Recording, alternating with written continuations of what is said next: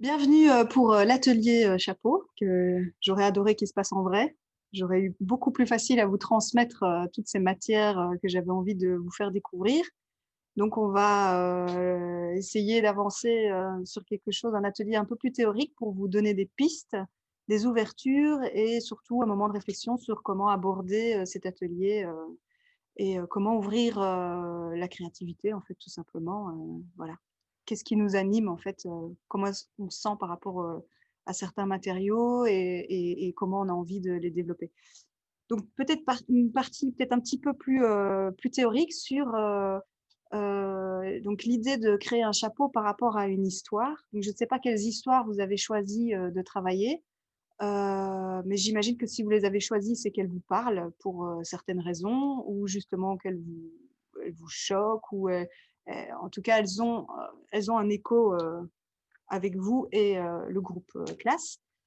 Je pense que la première chose à faire avec le livre, c'est de le regarder de manière euh, d'oublier l'histoire, de regarder par rapport. Donc ici, moi, je vais continuer sur Jean de la Lune, mais je pense que vous pouvez appliquer cette chose sur plein d'autres livres. C'est simplement de regarder le livre et d'oublier l'histoire et de juste vous focaliser sur les éléments graphiques que vous allez rencontrer et voir comment la personne en fait a travaillé les images, les couleurs, a voulu mettre en évidence. Parfois, il y a même des matières dans les livres différentes. Euh, et ressortir de là les choses qui vous parlent à vous. Donc moi, par exemple, je peux dire que je ne suis pas une grande fan du dessin de Ungerer. C'est pas graphiquement quelque chose qui m'intéresse. Mais par contre, je trouve qu'il a une force vive, qu'il a un crayonné très brut, très direct, qui le rend très libre. Et j'aime bien ça, ce côté un peu paf, brouillon. Et ce que je trouve aussi très intéressant, c'est le côté du fond noir et de la couleur qui ressort. Et donc, je trouve ça très pertinent d'avoir choisi, par exemple, un fond très noir et donc ce genre de la lune qui est tout blanc. Ben, du coup, il devient un personnage central. Je pense que c'est bien d'isoler ses favoris parce que ça peut commencer à mener sur l'idée de constituer un début de magasin. Ce que j'appelle le magasin, c'est une table sur laquelle on va disposer tous les éléments qui nous animent, qui nous donnent envie de travailler avec, qui nous donnent des idées, tout simplement. Et ça peut vraiment être toutes sortes de choses. Donc, par exemple, euh, moi, j'avais, par exemple, ces petits trucs-là, qui sont des choses très, voilà, très basiques, me font penser au feu d'artifice et me fait penser du coup à la fête. Et dans Jean de la Lune, il y a une grande fête qui se passe. Voilà. Et c'est à chaque fois de faire des liens comme ça sur l'histoire. Donc, comme moi, ça se passe dans l'espace, j'ai choisi beaucoup de choses brillantes. Par exemple, des feuilles, des rideaux noirs et argentés qu'on peut trouver dans le commerce. Euh, des, des choses un petit peu plus translucides, comme ça, c'est du papier d'enveloppe, voilà, ça coûte rien, c'est pour protéger les choses fragiles. Enfin voilà, j'ai tout un magasin que j'ai mis en place, mais j'y reviendrai, je vais vous faire un détail plus précis de mon magasin. Mais voilà, donc l'idée, c'est d'essayer de trouver euh, des matériaux qui fonctionnent avec votre histoire, mais pas spécialement avec l'histoire racontée, avec l'histoire que vous faites dans votre tête, par rapport à ce que vous pouvez ressortir comme élément graphique et que vous pouvez transformer dans la vie réelle. Donc, c'est tout d'un coup d'ouvrir cette petite chose et de pouvoir voir les choses autrement. Un livre ne devient plus un livre, un papier n'est plus un bête bout de papier, un caillou n'est plus la même chose. Enfin voilà, il y a toutes sortes de choses qui tout d'un coup, si on les prend pour leurs matériaux et si on les interroge autrement, tout d'un coup, ils nous révèlent aussi autre chose. Donc, une fois que ce magasin a été créé, et je pense que c'est quelque chose que vous pouvez aussi faire avec les enfants, euh, une fois que tous les matériaux ont été étalés, on va réfléchir plus à qu'est-ce qu'on a envie de mettre en avant sur l'idée du chapeau. Donc, Pour moi, ici, le chapeau, en fait, j'ai directement travaillé sur un casque de vélo. Pourquoi? Parce que c'est facile à travailler, on peut directement coller des choses dessus. Il y a des trous, donc on peut faire passer des colsons, on peut le clipser sur la tête, enfin voilà. Et donc, on peut ajouter ou transformer avec une bonne base qui tient bien. C'est quelque chose qui coûte pas très cher. Il existe aussi les casques de moto, les casques de ski pour enfants. Voilà, il y a toutes sortes en fait de choses qu'on peut trouver soit en brocante, en seconde main ou alors dans des grandes surfaces pour un prix assez modique. Mais je pense qu'avoir une bonne base, ça aide que de partir, en tout cas sur moi, sur ce que je dévie de l'idée du chapeau.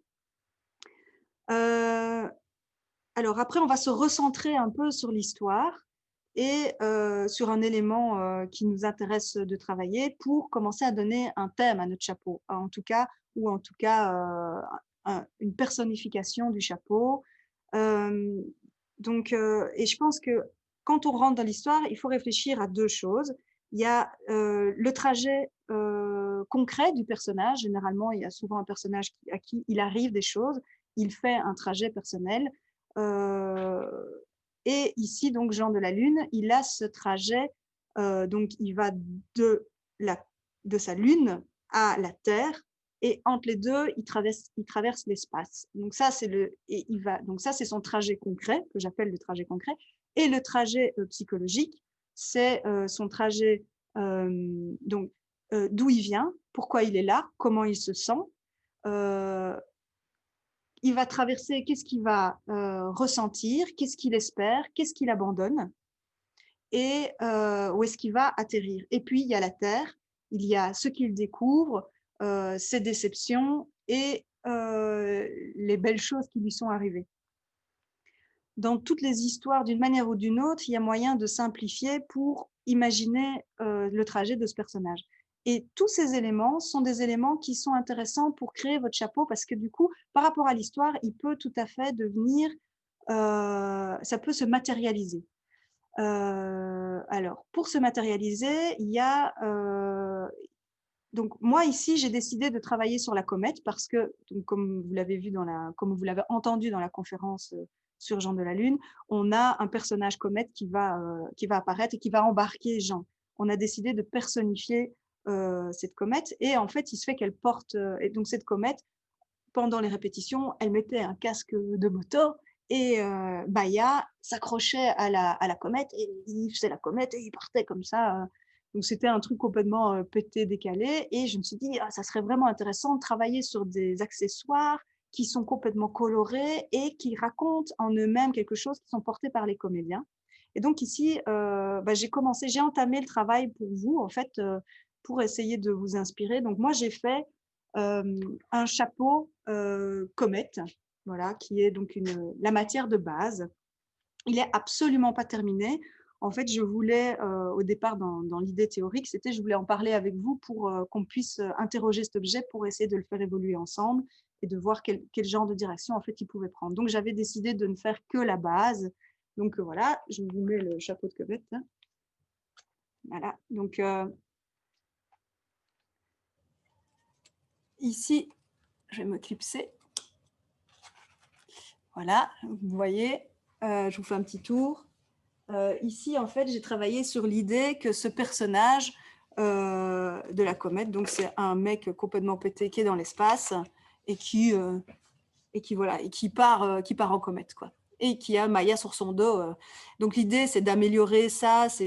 Voilà. Après, il y a tout ce qui va être de plus en plus un accessoire de théâtre. Ici, on va rester plus sur l'idée du chapeau. Et donc, on va interroger cet objet un peu autrement. Moi, je ferai un autre travail d'accessoiriste sur le plateau.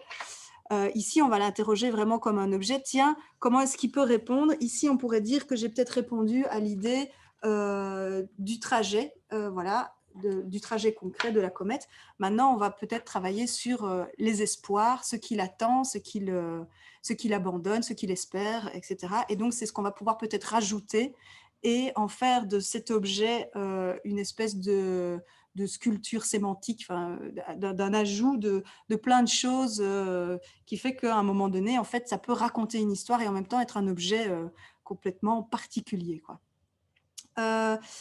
Donc, pour avancer vers la confrontation de cette matière, par exemple, je vous ai parlé de cette petite chose qui peut être le feu d'artifice. Je peux à un moment donné me dire, tiens, est-ce que de rajouter plein d'éclats de choses, de les faire passer, de remettre des fils en plus dessus, est-ce que c'est intéressant?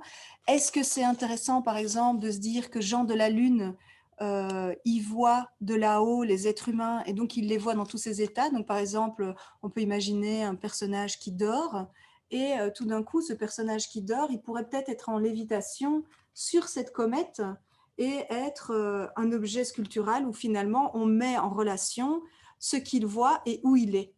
Voilà, et c'est ça que je vous propose d'essayer de travailler dans chacune de vos histoires. Il n'y a pas de bonne réponse.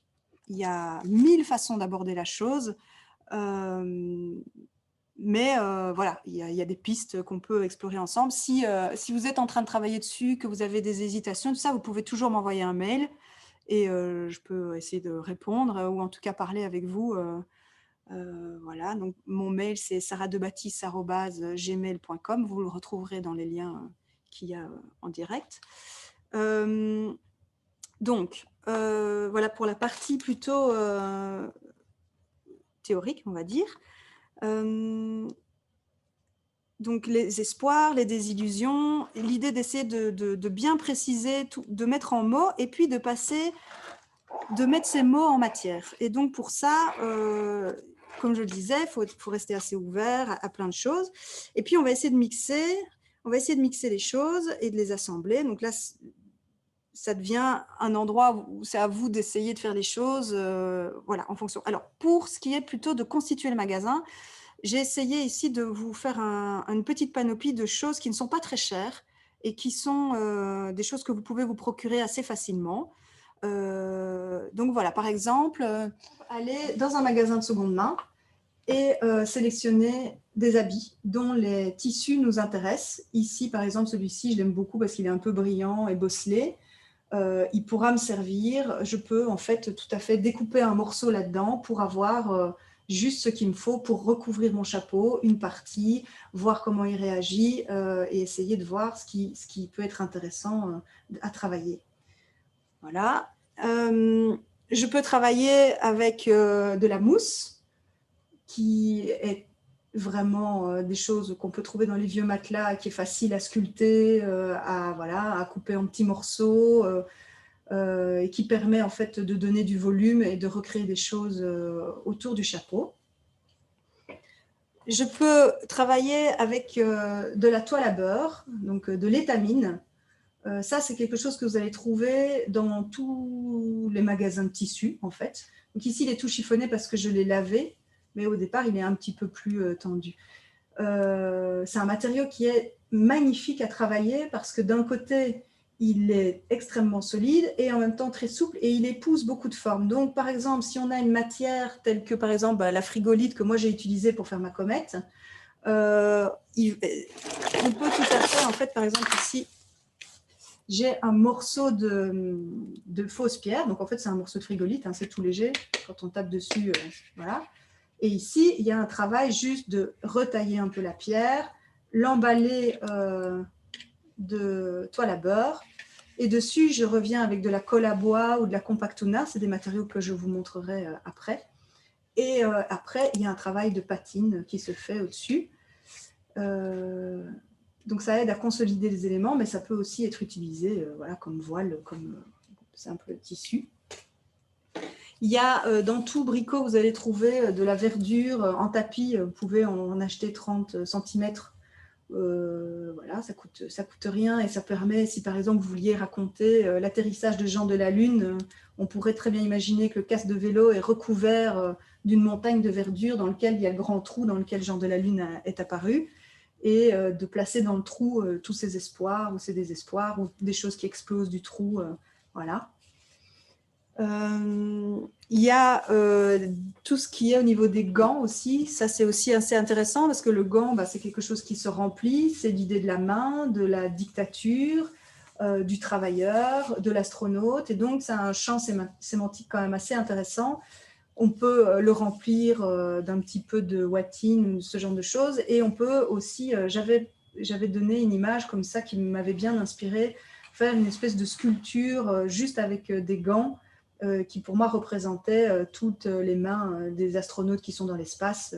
Voilà, on peut aussi complètement quitter le côté concret et essayer de travailler sur un objet qu'on travaille en le démultipliant et partir vers une abstraction. Si on ne trouve pas d'étamine, comme j'ai parlé, il existe aussi des voiles en coton, des vieux rideaux comme ça. Il faut juste s'assurer que c'est du coton et que ça a une trame assez légère. Et ça aussi, ça sert beaucoup pour encoller les choses. On découpe en tissu et puis on en colle avec de la colle à bois ou de la compactuna avec un petit peu de sable aussi.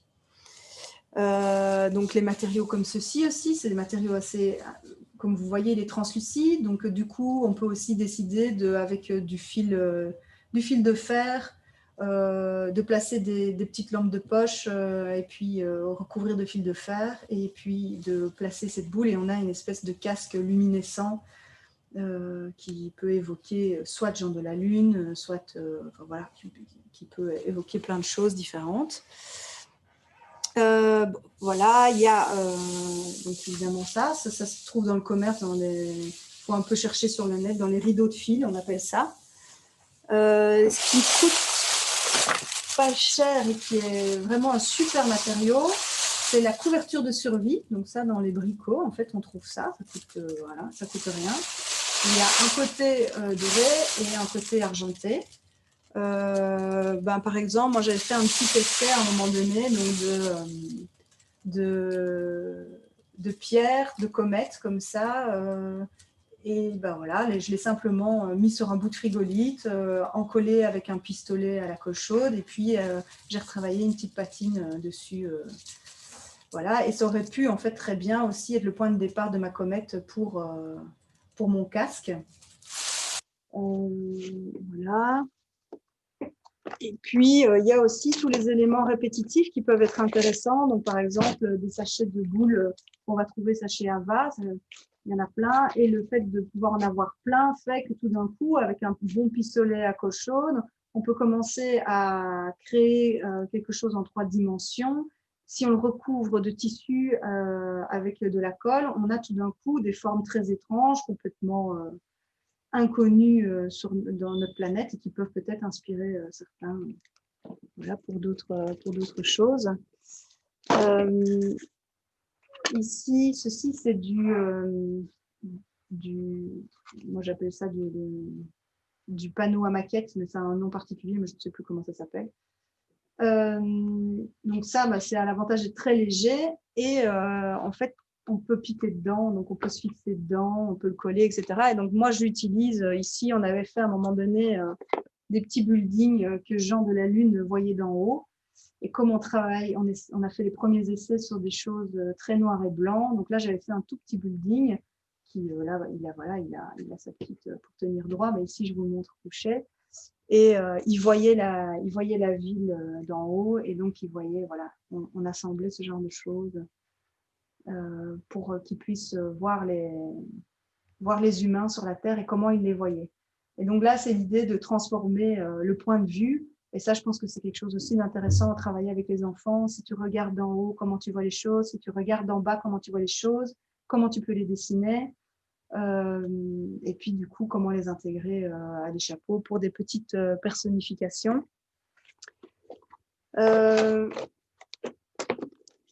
Ceux qui ont vu le chaperon rouge de notre compagnie, on a travaillé pas mal avec des plexiglas. Donc moi, j'ai pas mal de chutes de plexi fluo. Et du coup, je pense que je vais pas mal réutiliser ça pour continuer ma comète, pour entrer dans la couleur vive, parce que ici, j'ai quelque chose de très sobre. Et bon, voilà, c'est pas encore abouti et c'est pas encore fini. Dans des éléments qu'on peut trouver aussi chez Wibra, Zeman, ce genre de choses, c'est des fausses fleurs, des trucs comme ceci, qui en fait, si on les regarde et qu'on en prend un bout, tout d'un coup, cette chose peut devenir une plante géante à échelle de gens de la Lune. L'encens peut devenir un énorme buisson.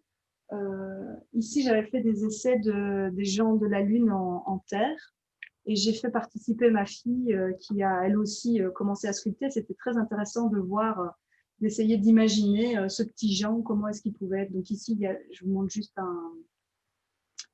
un des multiples essais qu'on a fait, mais c'est juste pour vous parler du rapport à l'échelle.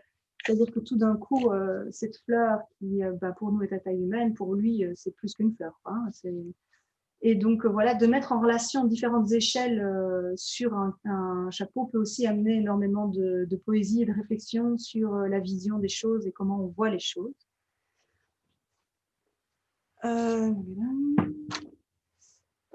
Plus concrètement, il y a aussi quelque chose qui est très pratique et qui ne coûte pas très cher, ce sont des aimants. Et les aimants, on en trouve très peu dans le commerce, mais il existe un site internet qui s'appelle supermagnette.be, sur lequel vous allez avoir tous les aimants à coudre, à coller. Vous les achetez par 10 et un aimant de base, là, ça coûte 20 cents, 10 cents. C'est bien plus puissant que tous les aimants que vous allez trouver au bricot. Ça arrive en 2 jours, c'est très facile. Et c'est assez chouette parce que du coup, il suffit de coller un aimant à une partie et à une autre. Et donc, on peut arriver dans quelque chose de modulable qui peut se déplacer sur le chapeau. Ça peut être intéressant. Voilà. Il y a toujours les bonnes vieilles perruques qu'on peut trouver chez Picard, voilà, qui ne coûtent pas très cher non plus et qui peuvent être utiles en fait parce que voilà, moi c'est des matériaux en fait que j'utilise assez bien pour travailler, pour m'inspirer. Des matériaux aussi qu'on va trouver dans les magasins de tissus et qui sont magnifiques à travailler. Voilà, par exemple, on a la Watine. Pour ceux qui ont regardé la conférence Jean de la Lune, en fait, pour l'instant, on l'a personnifié. Voilà, il est plus ou moins comme ceci, avec une lampe de poche à l'intérieur. Et c'est un espèce de petit nuage pour l'instant. Voilà. Et c'est une matière quand même qui est assez magnifique, qui raconte beaucoup la douceur, voilà, qui est très inspirante, je trouve, et qui donc du coup peut participer sur notre chapeau à raconter soit évidemment les nuages, c'est la première chose à laquelle on pense. On peut aussi emprisonner cette chose dans du grillage ou quoi, pour raconter l'emprisonnement. On peut aussi le travailler en mettant une lampe de poche à l'intérieur, du coup il devient un peu plus luminescent. Voilà, c'est un paquet comme ça. C'est, je pense, 5 € et il y en aura pour toute la classe. Il y a un matériau très intéressant qui est la Watine. Et donc, ce matériau, on peut l'étirer complètement. Voilà. Et il y a vraiment moyen de créer des volumes avec ça, de pouvoir l'attacher et de pouvoir créer des montagnes enneigées. Voilà, on peut travailler sur un paysage comme sur une matière. Voilà, c'est un matériau assez chouette à travailler. Je pense qu'en chapeau, il est assez facile à structurer. Donc ici, on vient de voir un peu tous les éléments de choses qui pouvaient constituer pour assembler un chapeau ou en tout cas pour confronter des matières et voir qu'est-ce qui peut être intéressant. Je pense qu'il y a vraiment un travail à faire sur interroger les matières, quoi. Voilà, par exemple, ce genre de relation, pour moi, c'est assez efficace. Ça me raconte quelque chose parce que je sais que mon genre de la Lune est comme ça. Et pour moi, ça me raconte une petite météorite, une comète. Et donc, comment est-ce qu'en fait, avec ces éléments que je vais pouvoir reproduire, je vais pouvoir les sculpter et les monter sur un chapeau. Je pense qu'il y a donc ça, c'est plutôt le magasin sémantique que vous pouvez travailler. Et puis, il y a des éléments qu'il vous faut plus pour travailler de manière pratique et qui ne coûtent pas très cher non plus. Donc, par exemple, ici, ça, c'est ça vient de chez moi, mais c'est du plâtre, c'est de l'enduit. Et donc, ça se mélange très bien avec de la colle à bois ou de la compactuna. Et en fait, ça fait tenir à peu près tout, quoi. Donc, vous trempez vos tissus dedans vous les appliquez sur de la frigolite, de la mousse directement sur du plastique ou quoi, et ça va vous assembler des matières et vous créer des nouveaux volumes.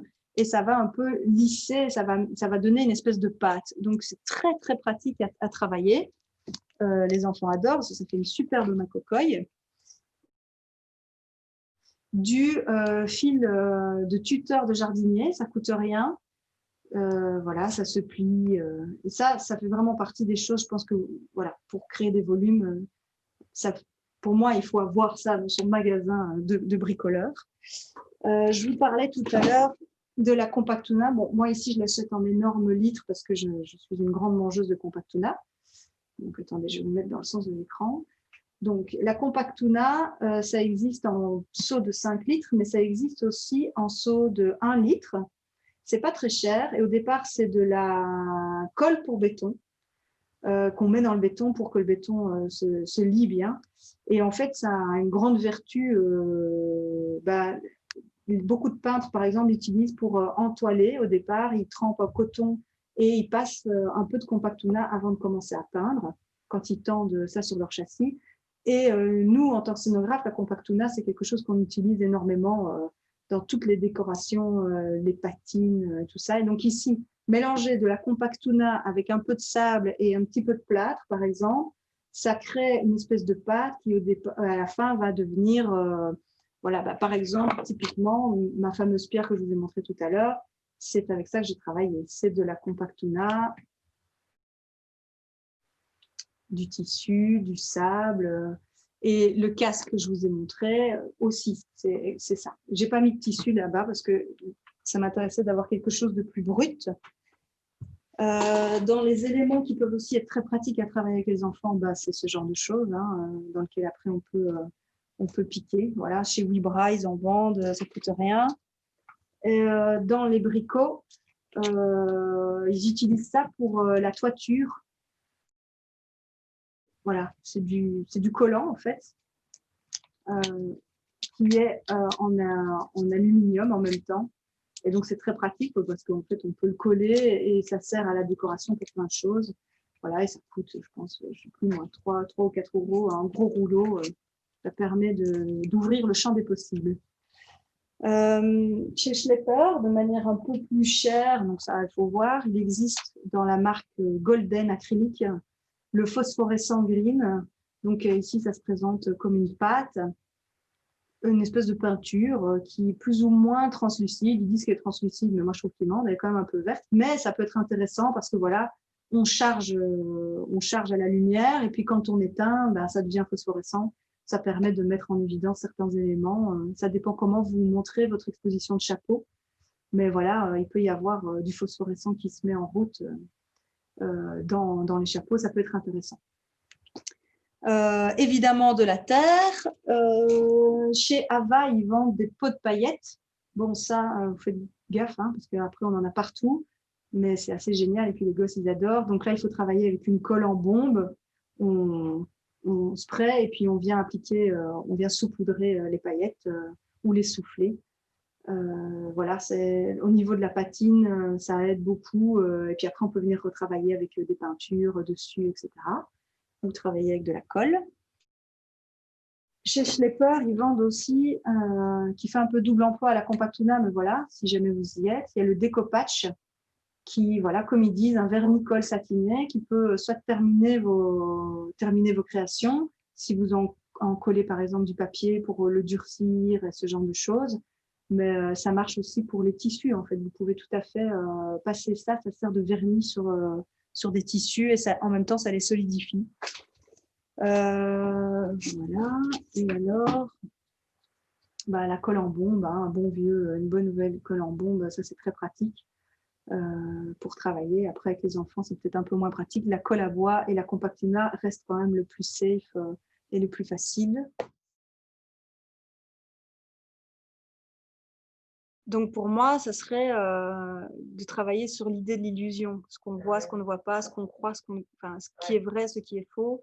Et donc, pour moi, alors, je transporterais ça dans la matière. Par exemple, on croit que c'est mou et en fait, c'est dur. Ou on croit que ça va disparaître, mais en fait, ça reste tout le temps là, ou ce genre de choses, quoi.